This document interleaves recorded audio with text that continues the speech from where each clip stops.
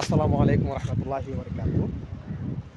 আজকের ভিডিওটা আমাদের হবিগঞ্জ এক-2 আসনে শাহজাহান ভাইকে কেন্দ্র করে,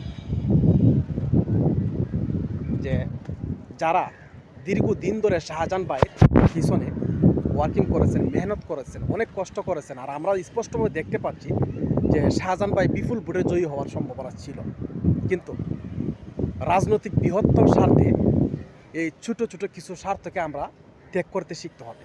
তো আমি দেখতেছি এটাই হচ্ছে, যে আমরা নবীগঞ্জ বাহুবলের মধ্যে নিশ্চিত আমরা ছিলাম যে শাহজাহান ভাই ফাঁস করবে, কিন্তু জুটের এই সীমাবদ্ধতার কারণে আমাদের যে আবেগ, উৎসাহ, উদ্দীপনা ছিল সব কিছু মুহূর্তের মধ্যে শেষ হয়ে গেছে।